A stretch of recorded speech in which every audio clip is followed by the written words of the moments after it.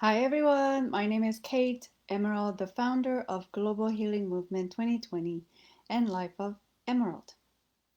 My website is www.lifeofemerald.com. Today is the first day of the 7th series on debunking 7 cardinal sins.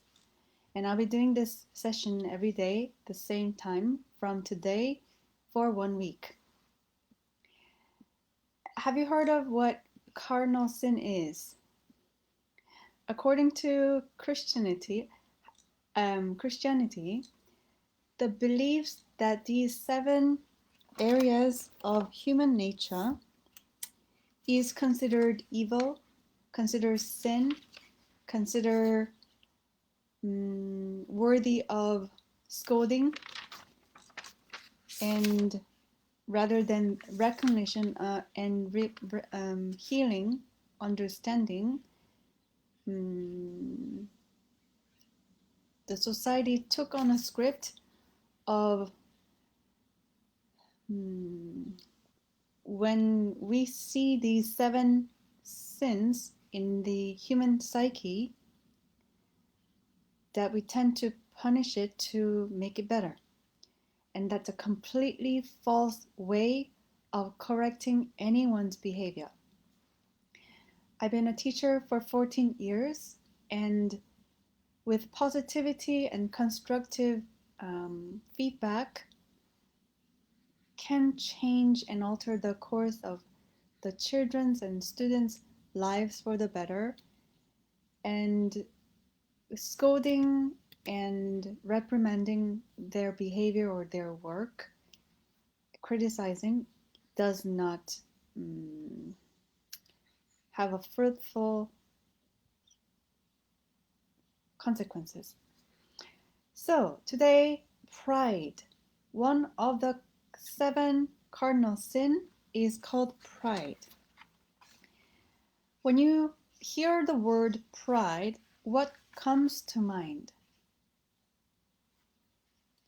You can share. Let's see. Discussion. I will put, okay. You can share your thoughts if you're watching. And if you're not here yet, that's okay. You can watch this live recording later. It'll be saved. When I think about pride, I think about my younger self. As a youngster, I was a jock. I was popular in high school, and yeah, skated by high school. However, I recognize that I felt in some aspects in my life heavily unseen, and that would be the emotional aspect. So the definition of pride is an excessive view of one's self without regard for others, such as boasting, grandstanding due to feeling of invisibility. It's a feeling or deep pleasure or satisfaction derived from one's own achievements, the achievements of those whom one is closely associated, or from qualities or possessions that are wildly admired. And as you're listening to the definition, do you notice that the sense of self derives from the connection of the others? In other words, the pride comes from needing to prove something to the other person, or needing to achieve something external beyond ourselves, and the admiration comes from the external, outside to inside, right? So the pride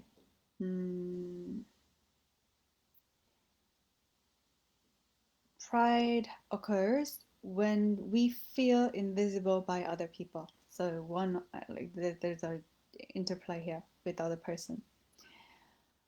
The What do you think is the opposite of pride? So if you think pride is negative, what is the positive side of pride? What is a positive word, alternative word for pride? Is humility. Humility cures pride by removing one's ego and boastfulness, therefore allowing the attitude of service.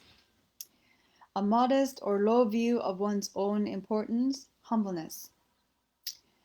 And the humility can go also both ways. If done excessively, it can have a milieu of self sabotaging,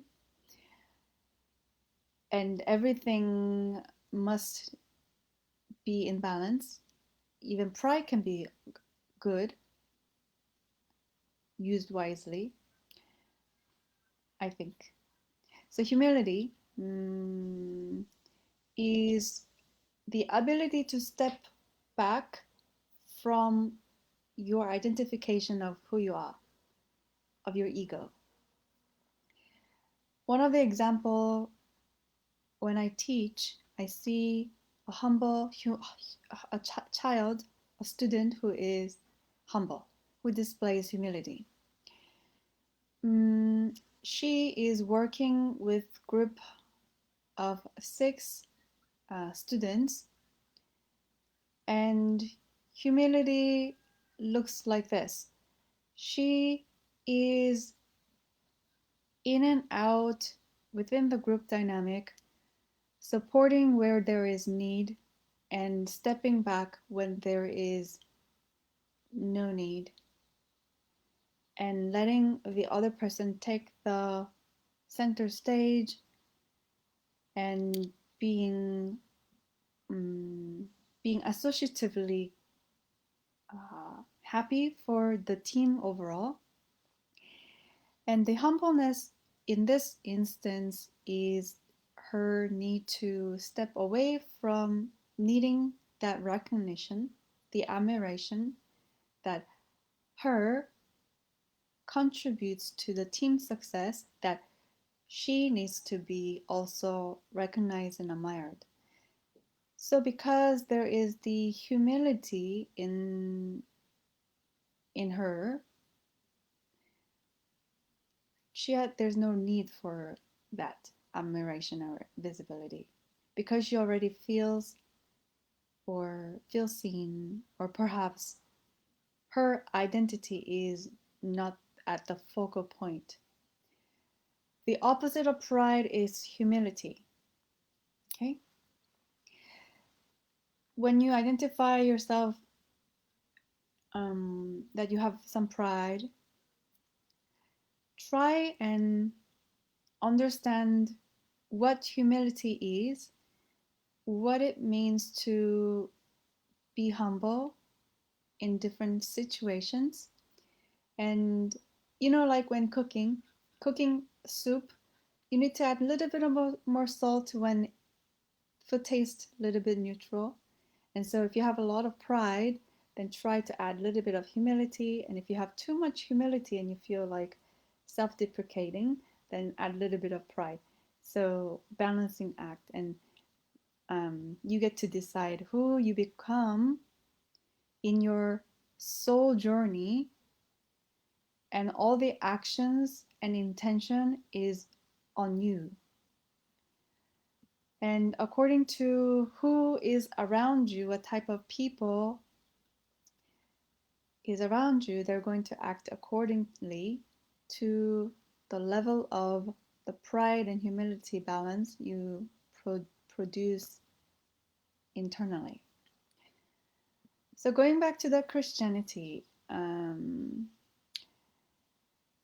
they embedded in the society that the sinners spend life after death in purgatory, hell, which I think is questionable.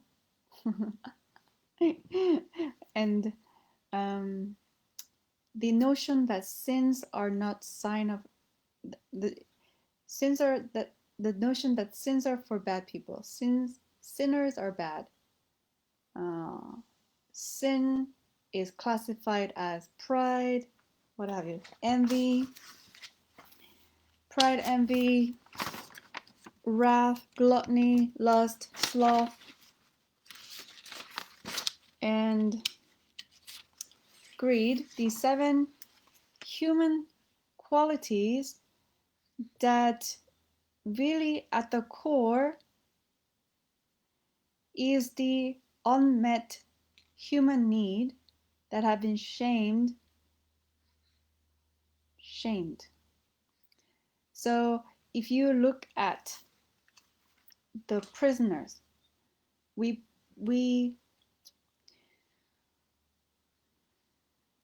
systematically, rich has a lot of resources and poor has less resources.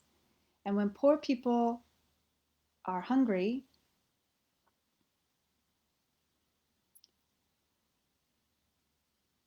the ability to align with the highest morality that resourceful people can adhere to is not their priority, because their priority is to feed their hunger. So if looking at the Maslow's hierarchy, the basic survival need, if you're in that basic survival need, then the morality that we hold from the top hierarchy cannot be applied to the bottom. So in a way, we're doing them this disservice by holding a double standard, if you will. I was going somewhere with this thought.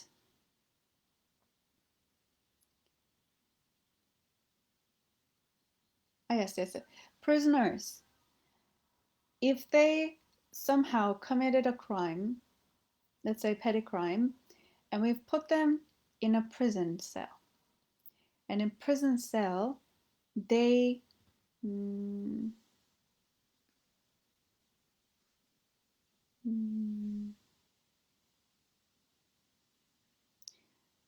they are deemed as sinners, and by improperly putting them in a cell is further advocating this Christian notion that sinners spend after death in purgatory. So if there is a law in the heavens, there is a law on earth. There's a similarity in terms of, I guess, the logic. So the point is that sins are not signs of bad people. They're the shame of unmet needs, and we haven't found any better way of addressing them. And we need to give open affection, and that welcomes us all as we are humans. And offer them forgiveness, offer all of us forgiveness, tenderness, and kindness is the way through the label sin.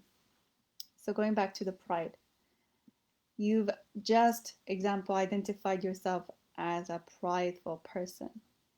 And when you look inside a little bit more, you have a feeling of seeming invisible by other people. And that invisibility creates the feeling of unseen and unimportant.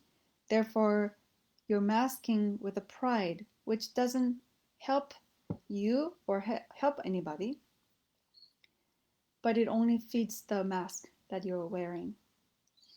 A mask must be come off in order for your highest soul expression. Yes. And also, please do know, when you recognize that there's pride in you and that you feel invisible, this is not a sin. This is just being a human under the conditioning of the whole society, and you've learned to navigate as best as possible with the resources that were available. So no need to beating ourselves up over our imperfections. Everyone is imperfect, and that's perfect as we are. You're perfect as you are. And we're perfect because the imperfection drives us to evolution. Without imperfection, if we were perfect, there's nothing for me to work on. There's no such thing as growth. There's no such thing as evolution. I hope I'm making it clear. So, humility. I invite you to try and examine inside. What does it mean to be humble? How much of humility is necessary for this situation and for this context? How much have I been hiding from the mask pride? How much have I been feeling invisible by my company, by my mom, by my father, by my siblings? It's time to address that core emotional need and fix or neutralize the pride, cultivate humility. Therefore, therefore, you get to balance within your humanness and let go of the guilt completely. I got a comment from Dionysus. I hope, yeah. I love how your explanation corresponds with astrological philosophy. Pride can be associated with the sun in astrology, and it makes sense that someone would be prideful if they feel invisible. Yes, yes. Thank you for reflecting that on your um, own view as well. You have your archetype flowing through you, looking at the world and registering what I say from your specific lens, your specific astrological configuration. And thank you for mentioning astrology. It's one of my passion. Yes, so sun, pride, try to address that. And that sun in your sun in astrology gains strength. Okay? So yes, do check back in tomorrow, same time, 2 p.m. Seoul. And tomorrow I'm going to focus on, let's see, envy. The second cardinal sin, envy. Let's debunk it. Okay? Thank you for tuning in. My name is Kate Emerald, the founder of Global Healing Movement 2020 and Life of Emerald. See you later. Bye.